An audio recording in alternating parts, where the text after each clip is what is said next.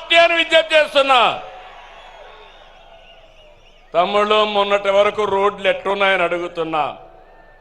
గుంతల రోడ్లు అవునా కాదా? గుంతలు పూడ్చామా లేదా అని మిమ్మల్ని అడుగుతున్నా. రోడ్లు బాగున్నాయా లేదా అని మిమ్మల్ని అడుగుతున్నా. అన్ని రోడ్లు రిపేర్ చేశాం. దీన్ని ముందుకు తీసుకుపోతామని చెప్పి కూడా నేను మీకు తెలియజేస్తున్నా. ఏ ఒక్కరూ ఆకలితో బాధపడకూడదని 203 అన్నా క్యాంటీన్లు తిరిగి ప్రారంభించాం. పేదవాడికి కడుపు నిండా తిండి పెట్టే అన్నా క్యాంటీన్ని మూసేశాడంటే ఆ మనిషి మానవత్వాన్ని మీరు అర్థం చేసుకోవాల్సిన అవసరం ఉంది. పేదవాడ పొట్టగొట్టిన వ్యక్తి మనకు అవసరమా అని నేను అడుగుతున్నా. ఈరోజు ఈ 203 కాదు, ప్రతి నియోజకవర్గం అవసరం కొద్దీ అన్నా క్యాంటీన్లు పెట్టి నా పేదవాళ్ళకి కడుపు నిండా తిండి పెట్టే కార్యక్రమానికి శ్రీకారం చుడతాం. ఇదే కాదు, 21 దేవాలయాల్లో అన్నదానాన్ని కూడా ప్రారంభించాం. గత ప్రభుత్వంలో నిధులన్నీ కూడా డైవర్ట్ చేసి దుర్వినియోగం చేశారు. దీంతో కేంద్రం మన రాష్ట్రాన్ని బ్లాక్ లిస్ట్లో పెట్టారు. ఎప్పుడు కూడా కేంద్రం నిధులు తీసుకోవాలి, మనం మ్యాచింగ్ గ్రాంట్ పెట్టాలి. అది పెట్టకుండా పోయిన దానివల్ల పూర్తిగా నష్టపోయాం.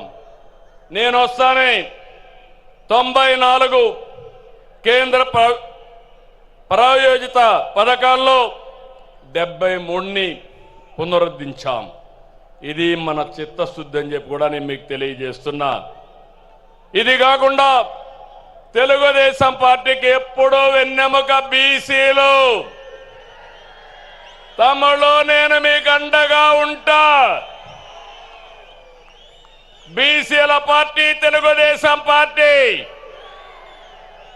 బీసీలు తెలుగుదేశం పార్టీకి వెన్నెముక బీసీలు.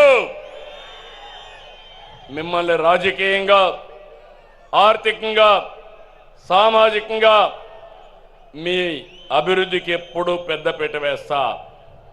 అందుకని మొదటి నుంచి కూడా వెనుకబడిన వర్గాల్ని పైకి తెచ్చుకున్న పార్టీ తెలుగుదేశం పార్టీ.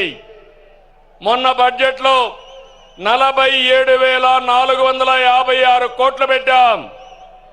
నాయి బ్రాహ్మణులకి గౌరవ వేతనం 25,000కు పెంచాం. చేనేతలు జీఎస్టీ ఎత్తేసాం. పవర్ లూమ్స్ 500 యూనిట్లు, హ్యాండ్లూమ్కి 200 యూనిట్లు ఉచిత విద్యుత్ ఇస్తున్నాం. గీత కార్మికులకి మద్యం షాపులో 10% రిజర్వేషన్లు పెట్టిన party Telugu Desam party, NDA government. మత్స్యకారులు ఉపాధి దెబ్బతీసే 217 జీవోని రద్దు చేశాం.